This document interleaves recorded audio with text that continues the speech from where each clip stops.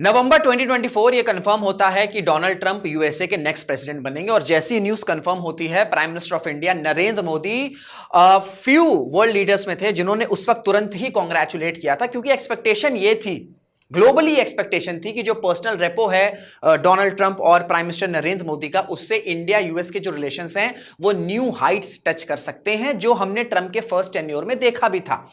But 2025 की बात करें, अभी मिड 2025 में हैं हम, और कुछ इस तरीके के ट्वीट्स रिलीज किए गए या स्टेटमेंट रिलीज करे गए हैं ट्रंप के द्वारा, जिससे यह देखा जा रहा है कि इंडिया और यूएस के रिलेशंस में ऑलरेडी स्ट्रेन आ चुका है। ट्रंप ट्वीट करके ये कह रहे हैं कि इंडिया की जो इकोनॉमी वो डेड हो चुकी है। ट्रंप ये कह रहे हैं कि we are concluded a deal with the country of Pakistan, Pakistan के साथ अपने रिलेशंस इंप्रूव करने की बात कर रहे हैं। और अब रिसेंटली क्या हुआ है कि एडिशनल 25% टैरिफ इंपोज कर दिया गया है इंडिया पर यूएसए के द्वारा, ट्रंप के द्वारा, और रीजन ये दिया गया है कि रशियन क्रूड ऑयल जो है वो इंडिया कंटिन्यूसली इंपोर्ट करता चला जा रहा है, एंड जब तक ये चीज रिजॉल्व नहीं होगी टैरिफ्स इंपोज किए जाएंगे।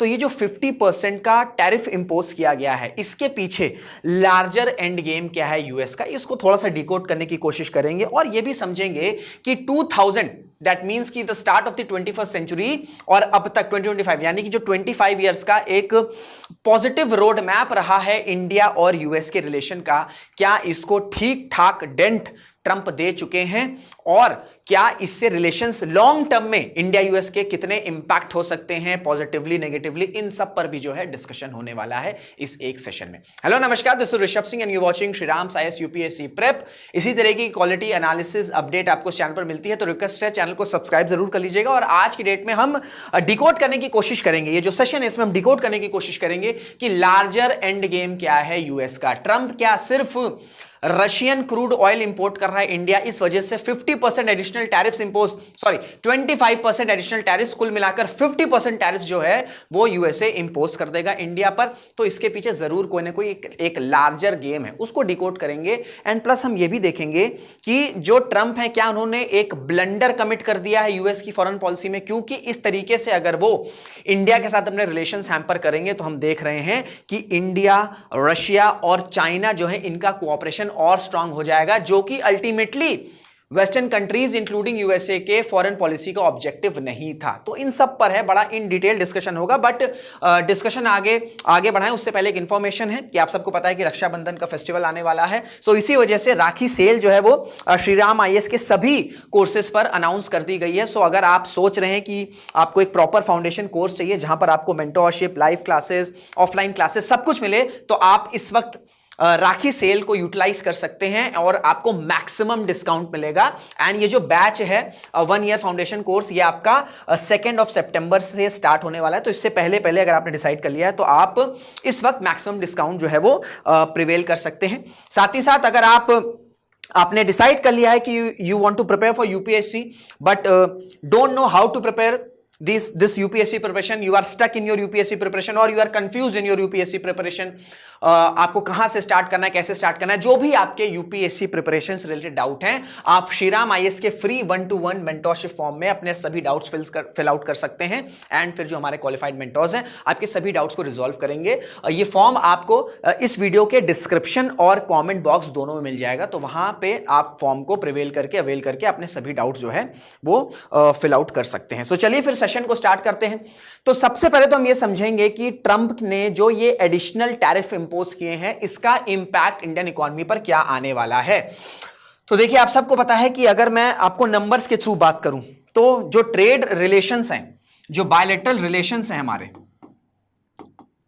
या जो बायलैटरल ट्रेड रहा है 2024, अभी मैं सिर्फ 2024-2025 की बात कर रहा हूं, तो वो कुल मिलाकर आपका टोटल 131.8 बिलियन डॉलर्स का है। ठीक है, 131.8 बिलियन डॉलर्स है, जिसमें से हमने एक्सपोर्ट्स कितना किया है, हमने एक्सपोर्ट यानी कि इंडिया ने एक्सपोर्ट कितना किया है to USA, that is around 86.5 billion dollars, and the remaining amount is import जो इंडिया ने यूएस से किया, that is 45.3 billion dollars, that is 45.3 billion dollars. So हम जो है वो ट्रेड सरप्लस इंजॉय करते हैं, दैट मींस कि हम एक्सपोर्ट ज्यादा करते हैं टू यूएस एंड हम इंपोर्ट कम करते हैं। ठीक है, हम एक्सपोर्ट ज्यादा करते हैं टू यूएस और यूएस से हम जो है इंपोर्ट कम करते हैं। तो डेफिनेटली अगर 50%, अच्छा अभी देखिए, अभी आज की डेट में इंडियन प्रोडक्ट जो यूएस में एंटर कर रहे हैं उसमें 25% का टैरिफ है। ये जो एडिशनल 25% टैरिफ की बात करी है, ये 27 अगस्त से जो है वो जो है आपका इंप्लीमेंट होगा। सो आज की डेट में प्रेजेंट जो मैं अभी वीडियो रिकॉर्ड कर रहा हूं उस टाइम तक आपका भी 25% है। बट 25% भी कोई छोटा अमाउंट नहीं है। अगर हम पाकिस्तान की बात करें, हम और दूसरे कंट्रीज की बात करें, चाहे बांग्लादेश हो या साउथ ईस्ट एशियन कंट्रीज हो, इनके जो टैरिफ इंपोज किए गए हैं यूएस के द्वारा, ये 25% से ठीक ठाक कम है। तो ऑलरेडी इंडिया पर ज्यादा टैरिफ इंपोज किया गया है compare to other countries, and now we are seeing that Trump is saying that an additional 25% tariff will be imposed on India, because India जो है कंटिन्यूसली इंपोर्ट कर रहा है crude oil from Russia. So definitely अगर 50% का tariff impose कर रहा है तो क्या होगा, इंडियन प्रोडक्ट्स यूएस में फ्लोट करते हैं या कर रहे हैं, उनका प्राइस बढ़ेगा, क्योंकि ऑब्वियस सी बात है जब कस्टम ड्यूटी ज्यादा लगेगी तो प्राइस बढ़ेगा। और किसी भी कंट्री का, कहीं का भी कोई भी सिटीजन हो अक्रॉस द ग्लोब, जब सेम प्रोडक्ट का प्राइस राइज करता हुआ दिखाया जाएगा, ये राइज होगा, तो अल्टीमेटली क्या होगा, डिमांड कम होगी। अल्टीमेटली क्या होगा, डिमांड कम होगी। जब डिमांड कम होगी, ठीक है, जब डिमांड कम होगी तो क्या होगा, जब डिमांड कम होगी तो इसका इंपैक्ट सप्लाई पर पड़ेगा, इसका इंपैक्ट सप्लाई पर पड़ेगा। और इवेंचुअली हमारे जो एक्सपोर्ट्स हैं जो यूएस जा रहे हैं, ये कट डाउन होंगे। और कई एक्सपर्ट्स का ये मानना है कि अगर ये 50% टैरिफ टोटल मिलाकर 25 अभी जो है और एडिशनल जो 25% लगेगा, अगर ये एक्चुअल में होता है तो कुल मिलाकर जो इंडिया के यूएस बाउंड एक्सपोर्ट्स हैं, मतलब इंडिया जो सिर्फ यूएस एक्सपोर्ट्स कर रहा है, उसमें कुल मिलाकर 40 to 50% का डिक्लाइन आ सकता है। और जो मेजर सेक्टर हैं वो जो हैं, जैसे आपका टेक्सटाइल्स हो गया, अगर मैं बात करूं जो इंडियन टेक्सटाइल्स हैं, ठीक है, जो टेक्सटाइल्स हैं उनके लिए यूएस जो है, हमारे जो भारत के टेक्सटाइल्स हैं उनके लिए यूएस जो है वो लार्जेस्ट मार्केट है, तो अगर टेक्सटाइल प्रोडक्ट पर अगर टैरिफ ज्यादा बढ़ते हैं तो ऑब्वियस सी बात है जो इंडियन टेक्सटाइल प्रोडक्ट्स हैं इनके प्राइसेस बढ़ेंगे। और जब इनके प्राइसेस बढ़ेंगे तो हमारे जो कॉम्पिटिटर कंट्रीज हैं उनको बेनिफिट होगा। कौन है वो, आपका वियतनाम हो गया, बांग्लादेश हो गया, ये कुछ ऐसी कंट्रीज हैं जिनको ज्यादा एक एडवांटेज मिल सकता है अगर टैरिफ 50% टैरिफ जो है इंपोज किए जाएंगे। तो सबसे ज्यादा जो इंपैक्ट है, देखिए एक तो ऑलरेडी हमारे टोटल एक्सपोर्ट जो है 40 to 50% का जो है वो कट आ सकता है, डिक्लाइन आ सकता है। उसमें भी अगर हम सेक्टर्स की बात करें तो जो टेक्सटाइल सेक्टर है वो बहुत ज्यादा इंपैक्ट करेगा। फिर जो ऑटोमोबाइल सेक्टर है वो भी बहुत ज्यादा हिट करेगा। फिर ज्वेलरी के एक्सपोर्ट्स हैं ये भी बहुत ज्यादा इंपैक्ट करेंगे। तो अगर मैं ऑटोमोबाइल की बात करूं, मैं ज्वेलरी की बात करूं या मैं टेक्सटाइल्स की ही बात करूं, ये सब क्या है, ये सब लेबर इंटेंसिव सेक्टर्स हैं। ये सब क्या हैं, ये सब अपने लेबर इंसेंटिव सेक्टर हैं। दैट मींस कि अगर इन सेक्टर्स के एक्सपोर्ट्स हैम्पर होंगे तो हम देखेंगे इन सेक्टर्स में जॉब लॉसेस भी होंगे, जो अल्टीमेटली हमारी मैन्युफैक्चरिंग को हैम्पर करेगा,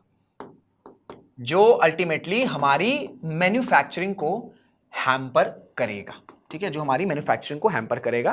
तो ऑलरेडी हमारे जो यूएस बाउंड एक्सपोर्ट्स हैं उसमें कट आ सकता है। फिर चाहे हम टेक्सटाइल्स की बात कर लें, ऑटोमोबाइल्स की बात कर लें, ज्वेलरी एंड जेम्स की बात कर लें, इन पर भी जो है आपका इंपैक्ट ठीक ठाक आ सकता है। और इंपैक्ट क्या होगा कि इन इंडस्ट्रीज में जॉब लॉसेस हो सकते हैं और अल्टीमेटली जो है मैन्युफैक्चरिंग पर भी इंपैक्ट पड़ेगा, क्योंकि ये सभी जो इंडस्ट्रीज हैं मोस्टली आपका लेबर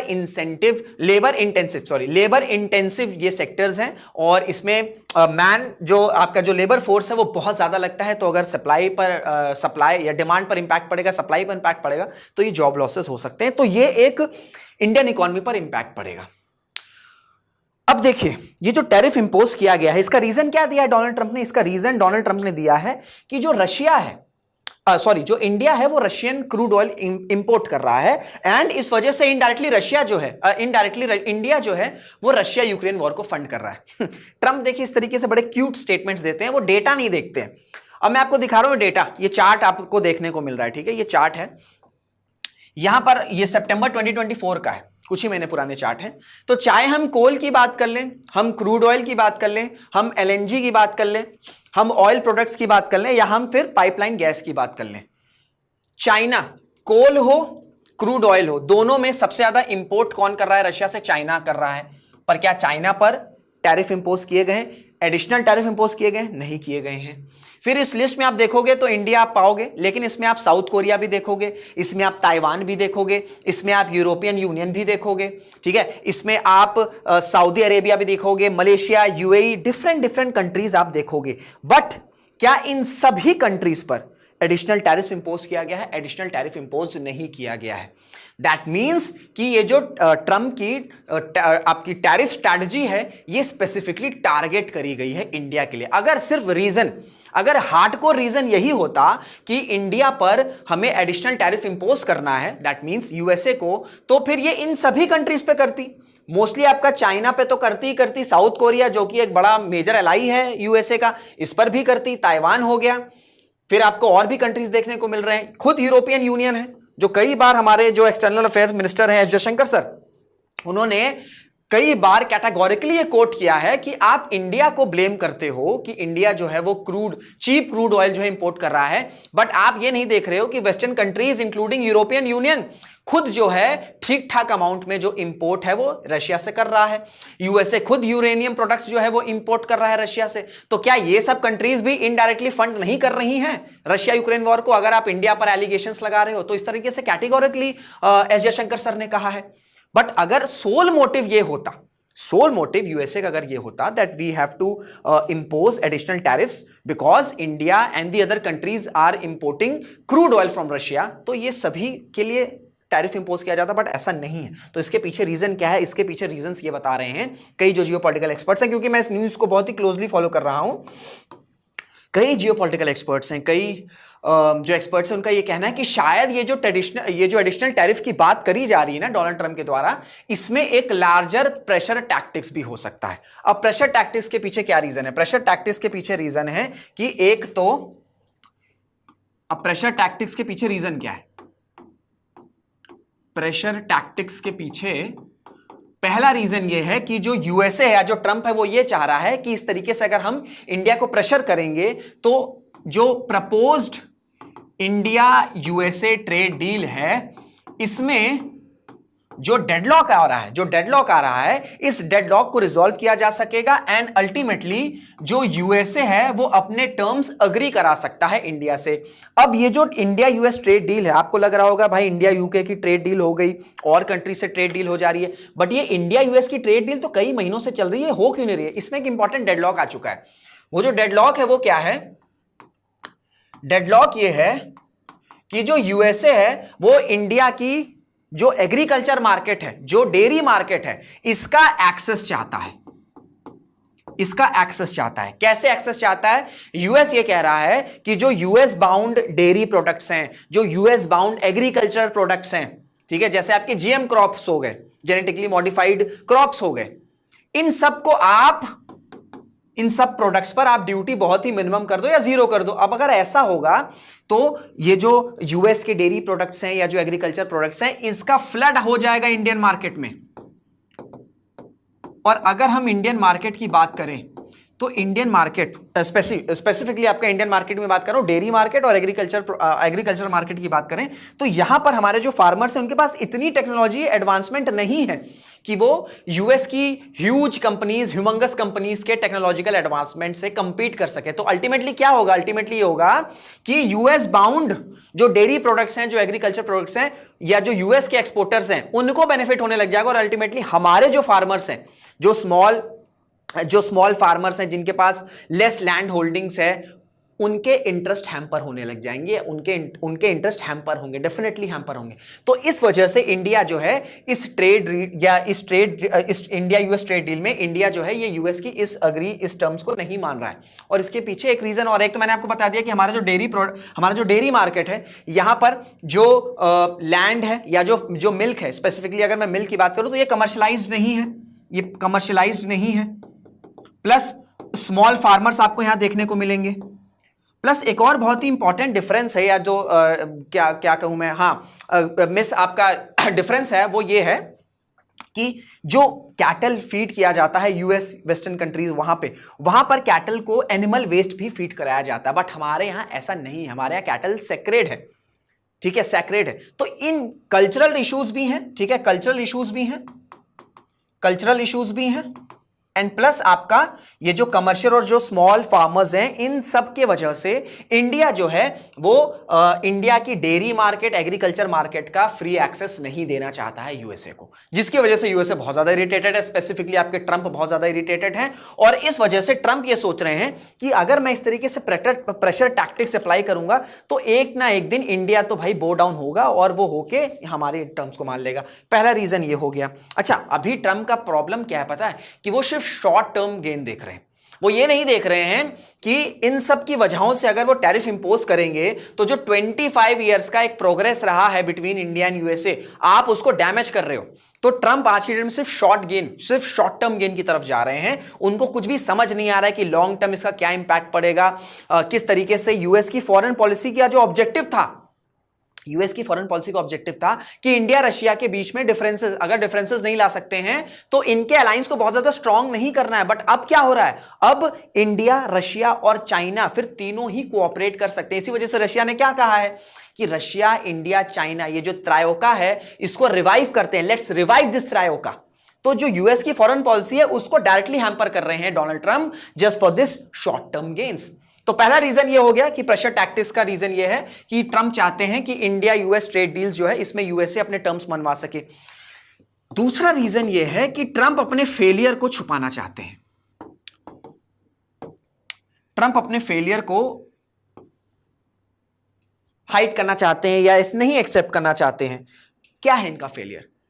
जब ये कैंपेन कर रहे थे, when he was campaigning for the post of president in United States of America, he categorically said, once he'll be in power, Russia Ukraine war तुरंत बंद कर देंगे और आपका जो मिडिल ईस्ट में इश्यूज चल रहे हैं बिटवीन इजराइल एंड गाजा उसे तुरंत बंद कर देंगे। क्या रशिया यूक्रेन वॉर खत्म हुआ? नहीं खत्म हुआ। क्या ठीक ठाक पीस हो चुका है मिडिल ईस्ट में? नहीं। अभी भी आप देख सकते हैं, अभी भी आपको पता है कि इजराइल, हमास, इजराइल ईरान में टेंशंस बहुत ज्यादा पीक पर हैं और कभी भी वहां पर जो है इस तरीके से अग्रेशन स्टार्ट हो सकता है या क्लैशेस स्टार्ट हो सकते हैं। फिर इनके टर्न्योर में ही एक और क्राइसिस हुआ, इंडिया पाकिस्तान का।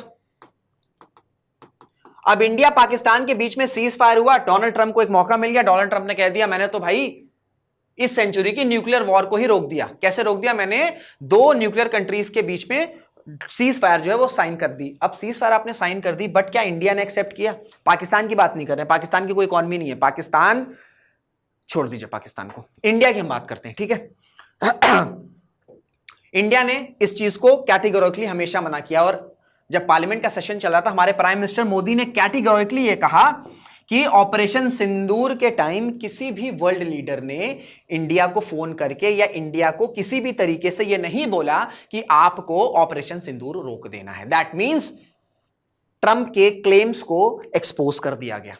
तो इस तरीके से ये जो ट्रंप के फेलियर हैं प्लस जो इंडिया पाकिस्तान के सीज फायर का वो क्रेडिट लेना चाहते थे जो कि इंडिया ने कैटेगोरिकली रिजेक्ट कर दिया, इन सब की वजह से क्या हुआ है कि ट्रंप बहुत ज्यादा फ्रस्ट्रेट हो चुके हैं और वो चीजें अपनी ईगो पर ले रहे हैं, जो कि खुद यूएस के जियोपॉलिटिकल एक्सपर्ट्स के ये सब चीजें, ये सारी स्टेटमेंट्स मैं खुद से नहीं बना रहा हूं, ये सारी स्टेटमेंट्स आपको यूएस के जियोपॉलिटिकल एक्सपर्ट्स के ब्लॉग में जो है आपको देखने को मिल जाएगा, वेबसाइट्स में देखने को मिल जाएगा। आप बस डालोगे आपको सारी चीजें आ जाएंगी। तो इन सब फेलियर्स के वजह से भी ट्रंप जो हैं वो कहीं ना कहीं इंडिया पे ये इस तरीके की पुश कर रहे हैं, एडिशनल टैरिफ पुश कर रहे हैं, so that so that Trump ये जो इतने बड़े बड़े वादे किए थे इसको किसी ना किसी तरीके से जस्टिफाई किया जाए। और इस वजह से बस ये कह रहे हैं कि रशिया यूक्रेन वॉर तो इस वजह से नहीं रुक रहा है, क्यों? क्योंकि इंडिया जो है वो चीप क्रूड ऑयल जो है वो इंपोर्ट कर रहा है।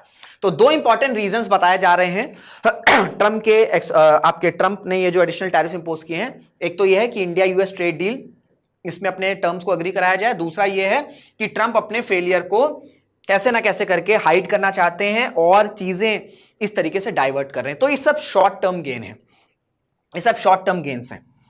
अब लॉन्ग टर्म इंपैक्ट क्या पड़ेगा?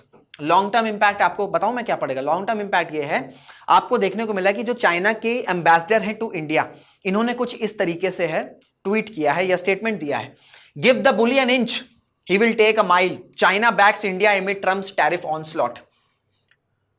और इस तरीके से ये मतलब अगर मैं बात करूं चाइना की, तो चाइना जो है इंडिया को एलिफेंट की तरह पोर्ट्रे करता है। हालांकि हमारा नेशनल एनिमल टाइगर है, बट उस तरीके से पोर्ट्रे नहीं करते हैं। तो एलिफेंट और ड्रैगन में इस तरीके से कोऑपरेशन हो रहा है। इस तरीके से फुटेजेस जो है वो चाइना की मीडिया है, चाइना में आपको इस तरीके से देखने को मिल जाएगा। प्लस जो लार्जर इंपैक्ट पड़ेगा वो ये था कि कोशिश ये थी कि यूएस की हमेशा ये कोशिश रही थी कि इंडिया और रशिया के जो अलायंस है ये बहुत ज्यादा स्ट्रांग ना हो, ये बहुत ज्यादा स्ट्रांग ना हो। और रशिया यूक्रेन वॉर की वजह से क्या हुआ था कि जो व्लादिमीर पुतिन थे ये ग्लोबली आइसोलेट हो चुके थे, ये ग्लोबली आइसोलेट हो चुके थे। आप समझ सकते हैं कि 2022 फरवरी 2022 में अग्रेशन स्टार्ट हुआ, उसके बाद से आपने कितने ही इवेंट्स ऐसे देखे, इंटरनेशनल इवेंट्स जहां पर पुतिन ने इवेंट अटेंड किया हो इन पर्सन जाके। बट अब ये जो रिलेशंस डैमेज हो रहे हैं, इससे क्या होगा? अगर कल को व्लादिमीर पुतिन इंडिया आते हैं, कोई भी समिट में सपोज करिए इंडिया आते हैं, तो क्या इनका ग्लोबल आइसोलेशन खत्म नहीं होगा? और जब इनका ग्लोबल आइसोलेशन इंडिया में आके खत्म हो रहा है, तो क्या इंडिया और रशिया का जो अलायंस है वो स्ट्रांग नहीं होगा? देखिए, कंपेयर टू अगर हम 1971 करें तो उस तरीके का रशिया नहीं है। रशिया की इकोनॉमी क्राइसिस कर रही है, इवेंचुअली रशिया जो है वो भी चाइना पर बहुत ज्यादा डिपेंड हो चुका है। बट जो एक ऑब्जेक्टिव था फॉरेन पॉलिसी का यूएसए का कि इन दोनों कंट्रीज के जो अलायंस हैं इसको बहुत ज्यादा स्ट्रांग नहीं करना है, इस पे तो हैम्पर आ सकता है। प्लस इंडिया चाइना भले ही बॉर्डर इश्यूज चल रहे हैं, आज भी सबसे बड़ा इशू इंडिया चाइना में क्या है कि जो बॉर्डर वो डिमार्केटेड नहीं है, प्रॉपर्ली डिमार्केटेड नहीं है। इसी वजह से आपको 2020 में क्लैशेस देखने को मिले थे। बट इन सब के बावजूद भी बॉर्डर डिसएंगेजमेंट की बात चल रही है एंड इस तरीके से कोऑपरेशन की बात की जा रही है।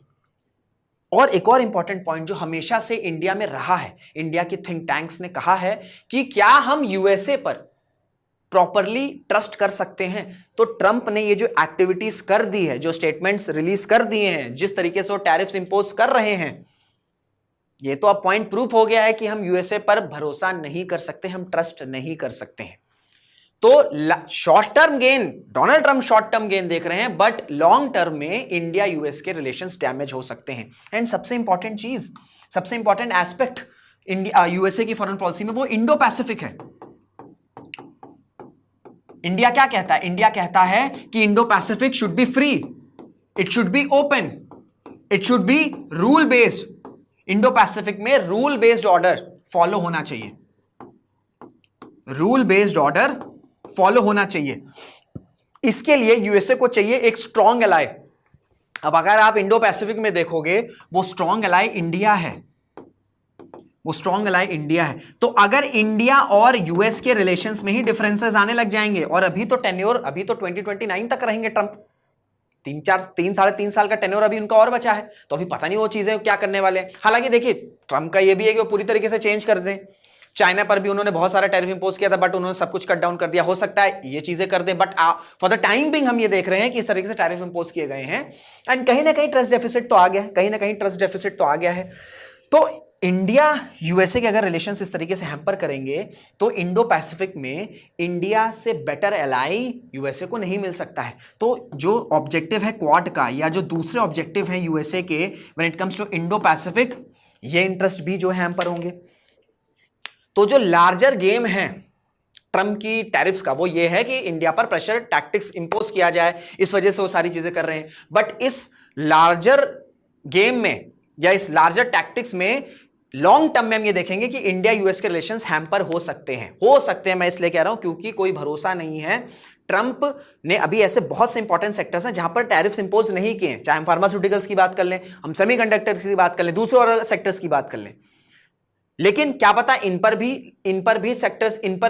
टैरिफ इंपोज कर दिया जाए, तब रिलेशंस और ज्यादा खराब हो सकते हैं। बट एक ट्रस्ट डेफिसिट जो है वो जनरेट हो चुका है बिटवीन इंडिया एंड यूएसए, जो 25 ईयर्स लग गए थे वो उस ट्रस्ट को डेवलप करने में।